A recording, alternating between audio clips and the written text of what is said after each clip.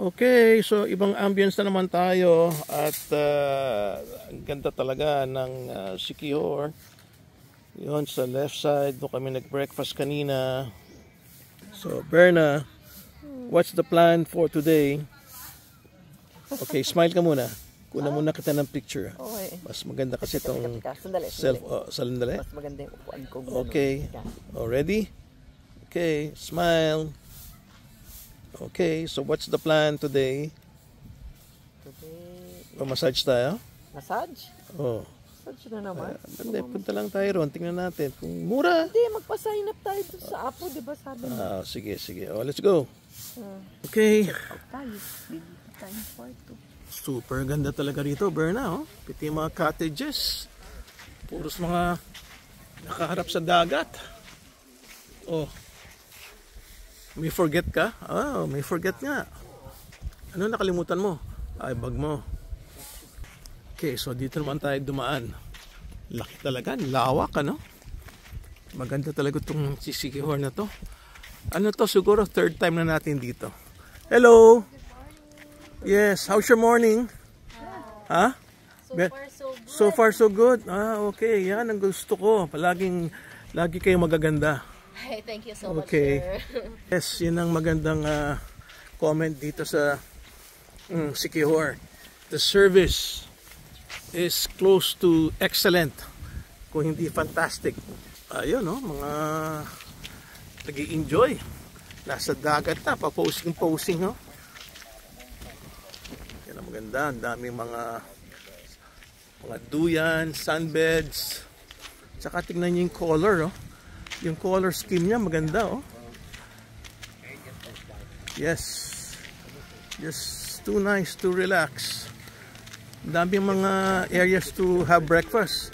Yung kanina, yun, nasa dulo, doon kami nag-breakfast kanina. Kung puno doon, pwede rin kayo mag-breakfast dito. So, basta may restaurant, pwede ka mag-breakfast, no? Kahit saan, hindi tulad sa iba. Isa lang ang restaurant. Tsaka dito, mga restaurant dito, panay overlooking, oh.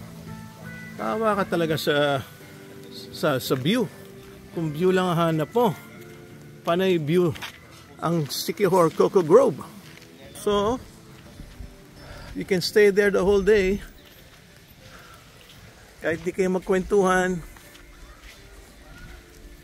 nakatingin lang sa dagat. Ayan, mga puti o order at mag-chill out the whole day. Saan tayo? Oo, tama.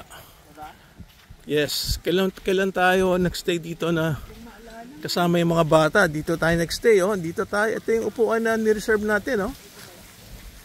Kasama sila Laurelie, sila Evan. Oh, ayun. Yes, I remember this area, Berna. Next time sama uli natin yung mga bata. 'Di ba? Perfect na hideaway sa mga families. Gusto ko, talagang tad ng coconuts. Buti pinagpuputol-putol nila yung mga nyug, no? Siyempre, pag nahulog yung nyug sa ulo mo, di libre na yung stay mo. Yun nga lang, basag yung ulo mo. Kaya dapat wala nang mga natitirang mga coconuts doon. Ganda yung bar dyan. Mamaya pwede kayo. Saan yung bar na sinasabi mo maganda? May bar din, oh. Piti sa swimming pool, may bar. Kaya kung mahilig ka uminom, tuloy-tuloy ang alcohol mo at enjoy ka the whole day. Yes, ayun, may bar sa dulo. Kaya maganda talaga yung combination ng yung ang tawag dito, Berna, itong mga ano tawag ulit dito? Yan yung Kugon Hut, oh, maganda talaga, eh. Ganda ng combination niya, lalo na pagka puti yung pintura na may semento. Kanya maganda talaga sa kanya. Sa dami ng swimming pool. Saan? Dating dive shop sa dulo? Oo nga. Nilipat na nila yan. Di ba Hindi ko naalala alam. ko dating dive instructor doon pa nakatira? Yeah. Malaki na ang pinagbago talaga. Dito pa rin dati o nag-iba na? Hindi, sabi mo, di ba, yung dive shop, Dulo. katabi ng kwarto natin? Oo. Yeah, tingin ko, ito gusto ko sa kanya eh. Talagang may duyan kung saan saan, no? Yung duyan talaga, the best.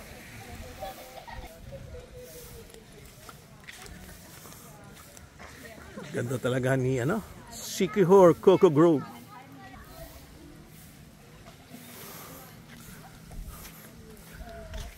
Jackpot talaga yung aking kaibigan dito, yung may-ari nito, si Mike Butler. Kasi first time na na-meet ko si Mike Butler, meron pa akong show noon, yung unlimited diving. Oh, itong magandang kwarto. Malapit na malapit sa sa beach. Saan ba yung kwarto natin? Hello? Kumusta kayo? Mabuti naman sa... Anong binabantayan mo? Yung dagat? Ako ang nagbabantay sa mga turista, sir, mga outsider guests. I see. Kana sila, ma'am. I-guide ko lang sila sa ilang area kung saan sila dapat. Bawal. Doon sa mga nagde-day trip yan. O yung mga taga-ibang resort yan, dito lang yan maliligo, tapos mag-standby sa Okay. buhangin. So pwede pala mag-day trip. Pwede na sila, dyan lang yan. Ayun. May Yun, no? area sila. Pag nag-day trip ka pala pwede. Pero yun nga lang, restricted area.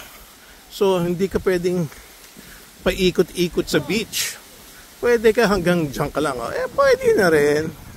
At least, yung paa mo nasa buhangin. Not bad. Ayun na pala yung dive shop eh. Ha? Okay, yung kwarto natin nasa likod. So yung mga day trips pala pwede. Siyempre, pag nagtitipid ka, day trip na lang. At least nandito pa rin yung mga coconuts at nakapaligid sa'yo. I'm sure pwede kang kumain. Yun nga lang, like sabi nga ng gwardiya, limited yung maikutan mo. Okay, magkano kaya day trip dito? Okay, mga puti. Okay, thank you for watching the vlog again. And if you're outsider, you can also do a day trip here in Coco Grove Resort.